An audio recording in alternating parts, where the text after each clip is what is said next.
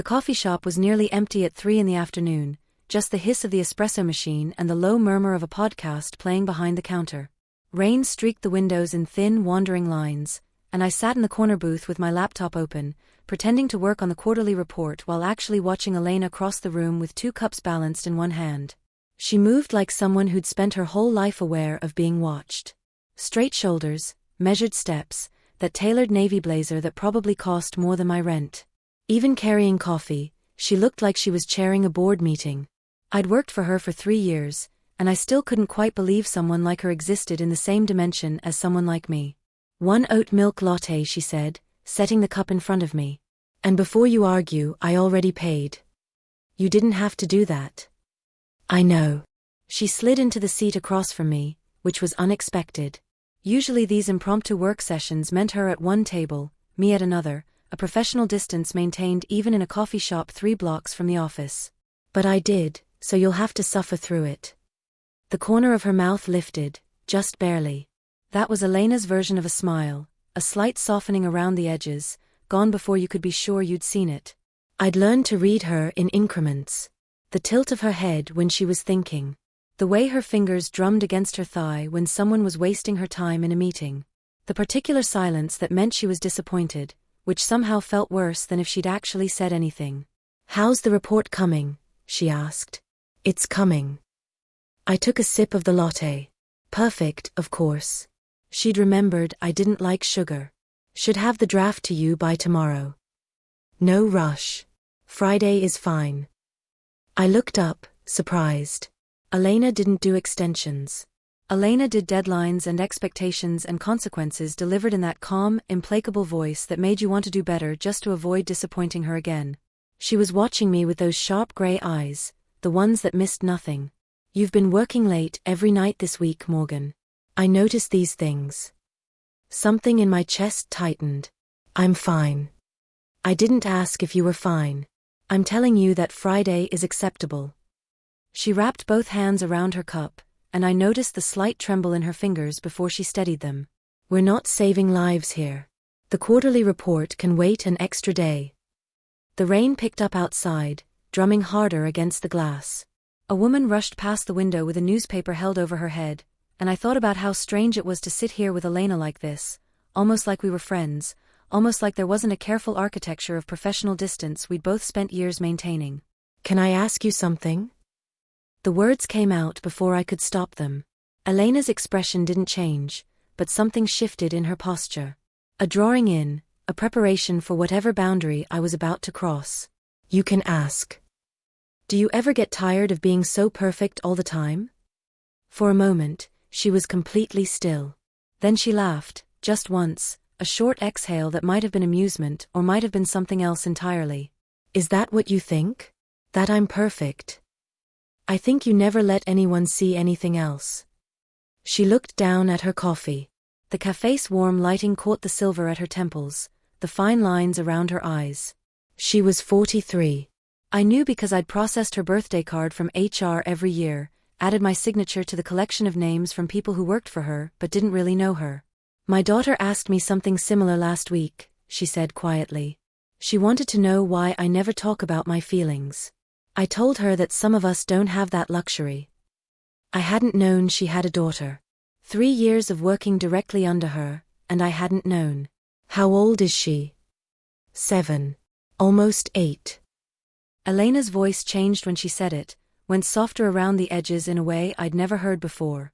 "She's brilliant and stubborn and absolutely exhausting. She gets that from," she stopped. Started again.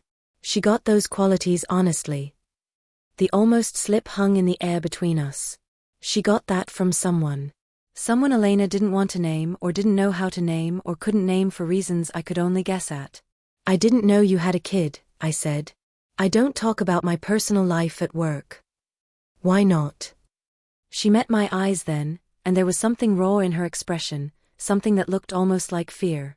"Because the moment people know certain things about you, they start making assumptions. And I've worked too hard to let assumptions define me." I understood, then. Or I thought I did. The careful suits, the measured distance, the way she never joined us for drinks after work, never shared details about her weekends, Never let anyone get close enough to ask the questions that might demand answers she didn't want to give. That sounds lonely, I said. It is. She said it simply, like she was reporting a fact. But it's safer than the alternative. My phone buzzed against the table. A text from my roommate asking if I'd be home for dinner. I glanced at it and then back at Elena, who was watching the rain now, her profile sharp against the gray light from the window. There was something about the set of her jaw, the way she held herself so carefully upright, that made me want to reach across the table and... I didn't let myself finish the thought. I should get back to the report, I said instead. Of course. She stood, smoothed her blazer, rebuilt the wall in real time. Thank you for the coffee break, Morgan. You bought the coffee. Thank you for the company, then. She was halfway to the door when I called after her. Elena. She turned, eyebrows raised. Your daughter sounds lucky. To have you. Something crossed her face, too quick to name. Then she nodded once and walked out into the rain without an umbrella, and I watched her go and wondered what it cost her to hold herself together like that, all sharp edges and careful control, never letting anyone see the cracks. 3 days later, we were in the conference room for the monthly all-staff meeting, and I was trying not to fall asleep while Richard from accounting droned on about expense report protocols.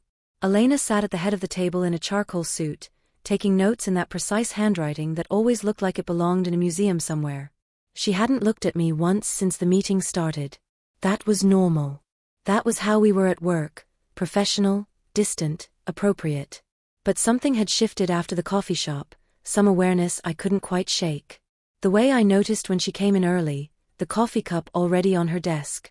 The way I found myself listening for her laugh in meetings, even though she almost never laughed. The way I'd started wondering about her daughter, about the person Elena used to be before she built these walls. Morgan. I jerked my attention back to find everyone looking at me. Elena's expression was neutral, but her eyes were sharp. Sorry, could you repeat the question? Jennifer from marketing smiled in that way that meant she'd definitely noticed me zoning out. I was asking if you'd be willing to coordinate with design on the new client pitch. Of course. Happy to. The meeting dragged on another 20 minutes before Elena finally dismissed everyone. I gathered my laptop and notebook, trying to slip out with the crowd, but her voice stopped me. Morgan, a moment?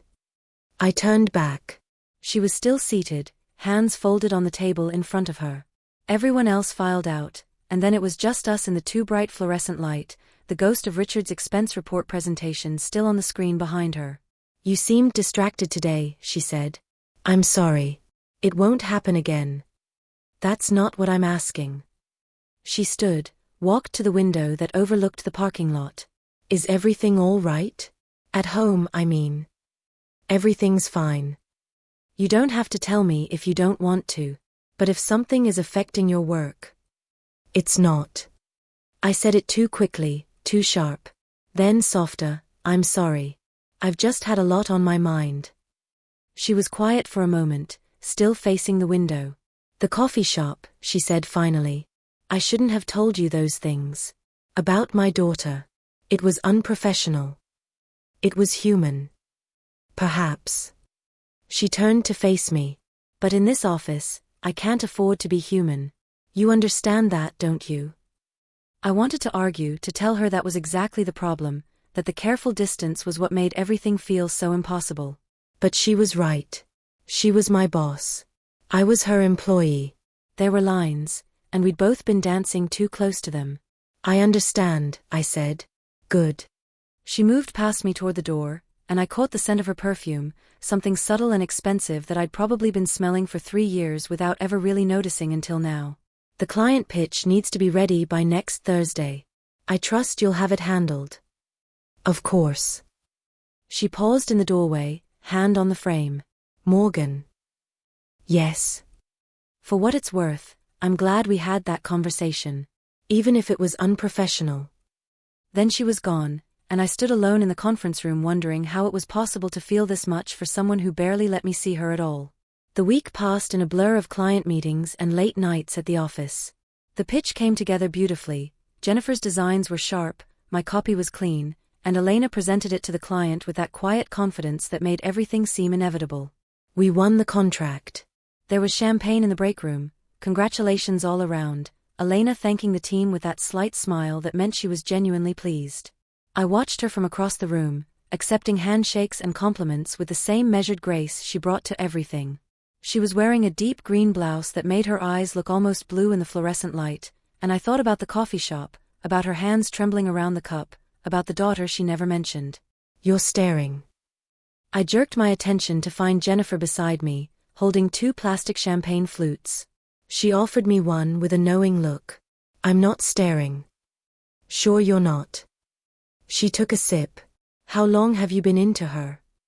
"I'm not," I stopped. There was no point in lying to Jennifer. She'd been at the company longer than me, had probably seen a dozen assistants fall for Elena's particular brand of untouchable competence. "Is it that obvious?" "Only to anyone with eyes." She said it gently, without judgment. "But Morgan, you know it's not going anywhere, right? Elena doesn't do office romances. Doesn't do romances at all, as far as I can tell." "I'm not expecting anything." "Good. Because she's brilliant and intense and probably the best boss you'll ever have, but she's also completely locked down. Whatever she's protecting herself from, it's buried deep." I wanted to ask what Jennifer meant, if she knew something I didn't. But Elena was looking our way now, and I raised my champagne flute in a small salute. She nodded once, then turned back to her conversation with the design director. "Come on," Jennifer said. "Let's get out of here before Richard starts his victory speech about expense reports." We escaped to a bar down the street, joined by a handful of others from the office. It was the kind of after-work gathering Elena never attended, the kind of casual bonding that happened in the margins of professional life. I drank 2 beers and listened to everyone's stories, laughing in the right places, trying not to check my phone every 5 minutes to see if Elena had sent anything about tomorrow's meeting. Around 8, my phone buzzed. Not Elena. My roommate, asking if I'd be home tonight or if she should eat the leftover Thai food. I was typing a response when Jennifer leaned over. "You know what your problem is? I have a feeling you're about to tell me. Your problem is that you're not just attracted to her. You actually like her. The person underneath all that armor." I put my phone down. "What makes you say that?" "Because everyone else sees the Ice Queen. You see someone trying really hard to hold it together." She finished her drink. "That's dangerous, Morgan. That's the kind of thing that makes you want to fix people, save people, crack them open to see what's inside. And Elena Reeves is not someone who wants to be cracked open." "I know that." "Do you?" "Because from where I'm sitting, you look like someone who's about 5 minutes away from doing something really stupid." I went home that night thinking about Jennifer's warning, about the difference between attraction and actual feeling, about the careful way Elena held herself apart from everyone and everything. My roommate was asleep, the apartment dark except for the blue glow from the fish tank in the living room. I stood in front of it for a while, watching the tetras drift in their small, contained world, and wondered what it felt like to be Elena, brilliant and controlled and so carefully alone. Saturday morning, I woke up to a text from an unknown number. For a moment, I thought it might be Elena, but the message was from someone named Sarah, asking if I was still interested in the sublet she'd posted online. I'd forgotten I'd even inquired, back when my lease was up for renewal and I was considering moving closer to work. I was about to delete it when another text came through. This one was definitely Elena. "I know this is irregular, but would you be available to meet this afternoon? Something personal has come up, and I could use a favor." I stared at the message for a full minute before responding. "Of course. What do you need?" "I'll explain when I see you. Coffee shop on 5th? 2 p.m. The same coffee shop where we'd sat together 2 weeks ago. Where she told me about her daughter, about the loneliness of holding herself apart. "I'll be there." I spent the next 3 hours trying not to spiral into speculation. A personal favor meant crossing a line we'd both been careful to respect. It meant Elena needed something she couldn't get anywhere else, or trusted me specifically, or was desperate enough that professional boundaries no longer mattered. I got to the coffee shop at 1:50. Elena was already there, sitting in the same corner booth, but she looked different. No blazer, just a cream-colored sweater and jeans. Her hair was down, falling just past her shoulders in waves I'd never seen before. She looked younger. Softer. Almost unrecognizable. She saw me and stood, and I realized her hands were shaking again. Thank you for coming, she said. I know this is asking a lot. It's fine. What's going on? She gestured to the booth, and we both sat. She had a cup of coffee in front of her, untouched and probably cold. My daughter's other mother is in town, she said quietly. Ex-partner. We haven't seen her in almost 7 years. She left when Lily was just a baby. The words hit me like cold water. Other mother. Ex-partner. 7 years. She wants to see Lily, Elena continued. And I don't know if I can do this alone. I know it's completely inappropriate to involve you, and if you want to say no, I completely understand.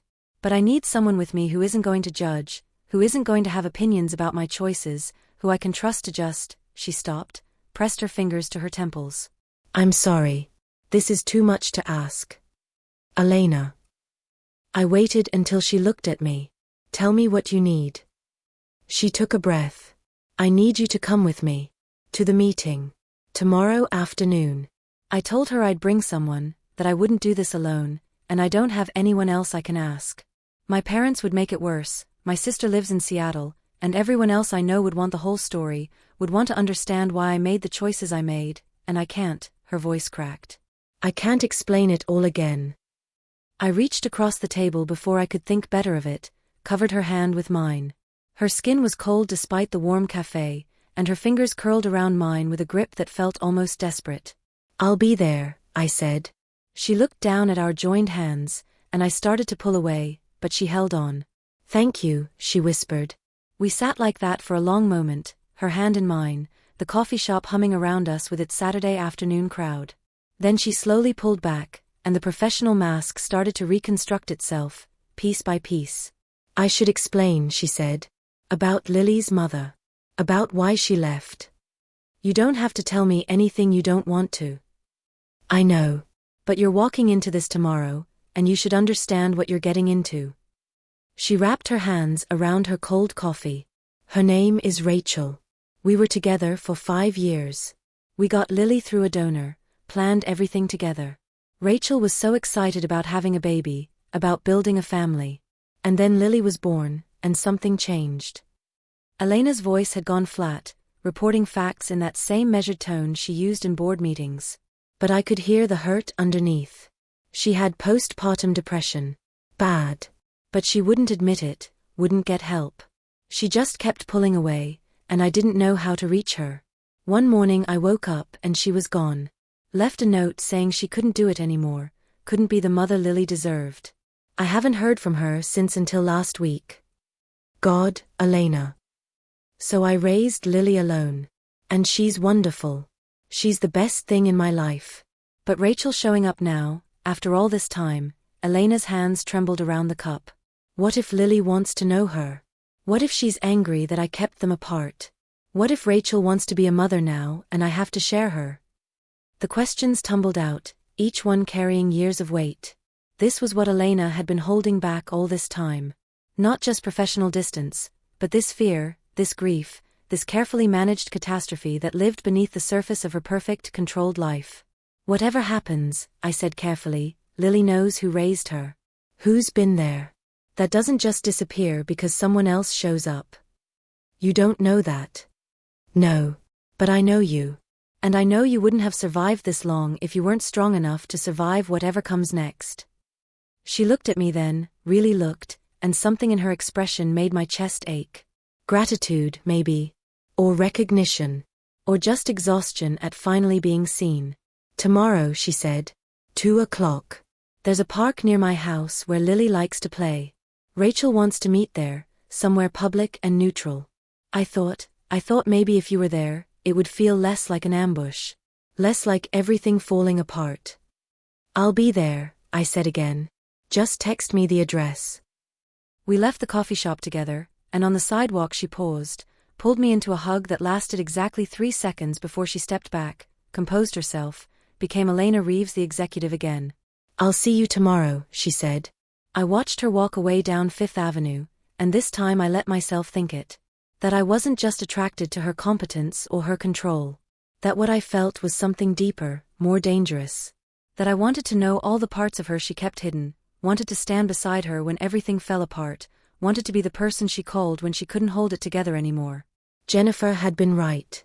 This was stupid. This was going to hurt. But I was already in too deep to care.